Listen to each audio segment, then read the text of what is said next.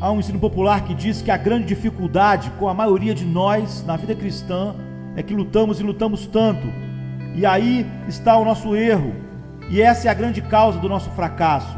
Perguntam os que ensinam assim: por que as pessoas não dão ouvido à exortação do apóstolo? Ele diz: fortalecei-vos no Senhor e na força do seu poder.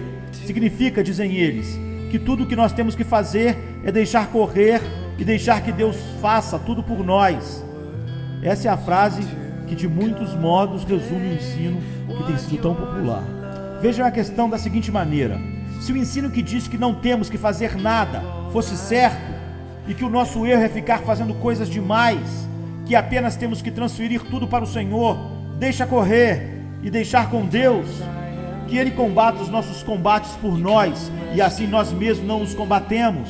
Se isso fosse verdade, digo eu, julgo que todas as exortações das Escrituras, particularmente das epístolas, não somente seriam desnecessárias, mas de fato seriam erradas. Quais são essas exortações? Eis uma delas, por exemplo, na Epístola de Tiago, capítulo 4, versículo 7. Resisti ao diabo e ele fugirá de vós. Você tem que resistir a ele. É uma exortação a que resistamos ao diabo. Tiago não nos diz que não devemos resistir ao diabo, que tudo que temos que fazer é olhar para o Senhor e ele resistirá ao diabo por nós. Pelo contrário, Tiago nos diz que resistamos ao diabo e ele fugirá de nós. É uma exortação a que façamos algo. Vejam depois um paralelo na primeira epístola de Pedro, capítulo 5, onde é feita uma declaração específica: sede sóbrios e vigiai. Vocês têm que ser vigilantes. Por quê? Porque o diabo, vosso adversário, anda em derredor, bramando como leão, buscando a quem possa tragar. Ao qual resisti firmes na fé, sabendo que as mesmas aflições se cumprem entre os vossos irmãos no mundo. Essa é uma exortação no sentido de que resistamos firmes na fé. Temos aí duas exortações, sem irmos mais longe, que nos vêm dizer que temos de ser vigilantes e estar atentos, e que temos que resistir o diabo. Elas nos concitam a fazer isso com todo empenho e energia, para podermos dominar a situação. Mas há muitas outras. Vejam o que o apóstolo Paulo escreve em Romanos 8,13, sobre a tentação da carne, e que vem do íntimo, usadas e fomentadas pelo diabo. Diz Paulo: porque se viverdes segundo a carne, morrereis. Mas se pelo Espírito mortificardes as obras do corpo, vivereis. Notem que vocês têm de fazer isso. Vocês o fazem pelo Espírito, por meio do Espírito. Não é feito por outrem em seu lugar. O ensino não é: deixem isso com o Senhor, olhem para Ele, deem de mão. Porém, se pelo Espírito mortificardes as obras do corpo, vivereis. Em Filipenses 2,12, temos exatamente o mesmo ensino: operai a vossa salvação com temor e tremor. Não é transferir isso para o Senhor. Operai. Eu e vocês devemos operar a nossa salvação com temor e tremor. Esta é uma exortação dirigida ao povo cristão. Não causa surpresa, portanto, que as pessoas estejam num estado de confusão. Vejam também as exortações feitas a Timóteo na segunda epístola de Paulo escrita a ele. Há uma série delas.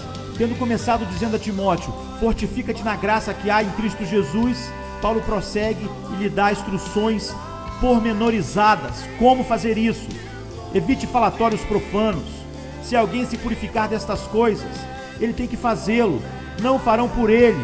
Será vaso para a honra, santificado e idôneo para o uso do Senhor.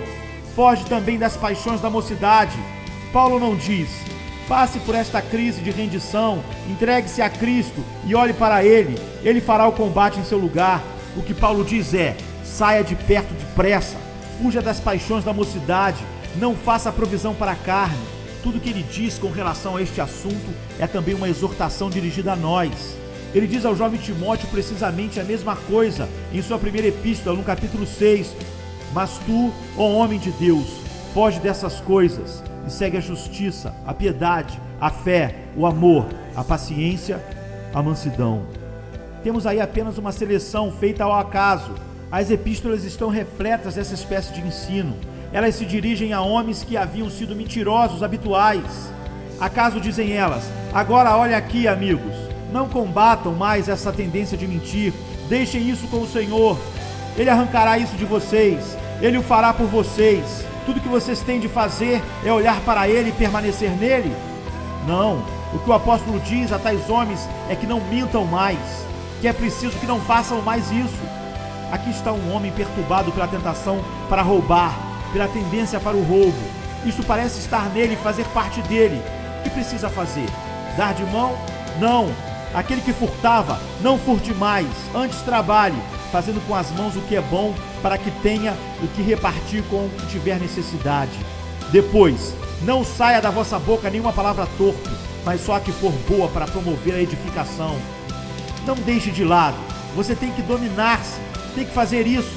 Ele diz: não entristeçais o Espírito Santo de Deus. Andai em amor, como também Cristo vos amou e se entregou a si mesmo por nós.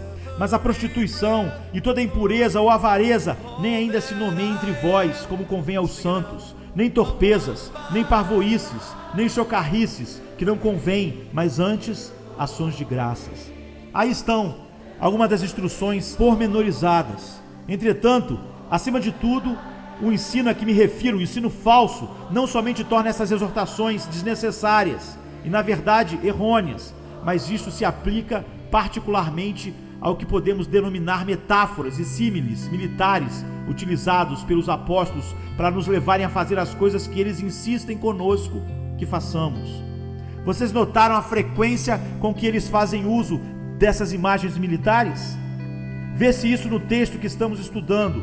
O apóstolo fala em estar firmes, em resistir, diz ele: revesti-vos de toda a armadura de Deus, para que possais estar firmes contra as astutas ciladas do diabo. Depois ele emprega o termo lutar, termo de aplicação militar. Não temos que lutar contra a carne e o sangue.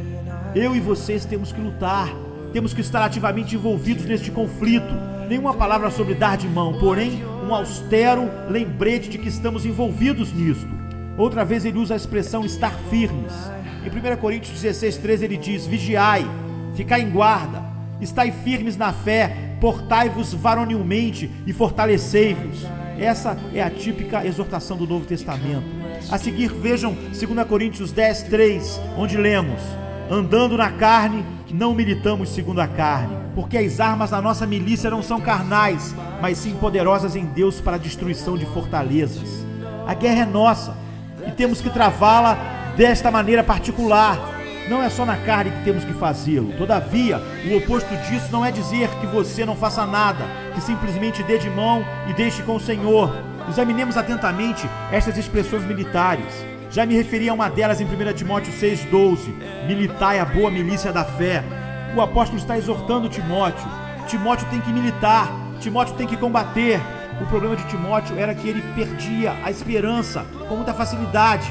Ficava desanimado, achava-se fraco e achava que não poderia prosseguir. Inclinava-se a pedir a Paulo que viesse ajudá-lo e encostar-se em Paulo. Mas Paulo lhe escreve de volta: milita a boa milícia da fé. Junte as suas forças e vá para a frente, diz o apóstolo. Fortifica-te, sofre, pois, comigo as aflições como bom soldado de Jesus Cristo. Essa é a figura. Ninguém que milita se embaraça com os negócios desta vida, a fim de agradar aquele que o alistou para a guerra. Todo o quadro é apresentado em termos militares. Somos combatentes, somos soldados do exército do Deus vivo, e não nos cabe dar de mão a tudo. Temos que desempenhar a nossa parte, combater nossos combates como participantes numa grande batalha. Assim é que as exortações nos vêm nesta forma militar e tão clara, através da palavra de Deus. Combata o bom combate da fé.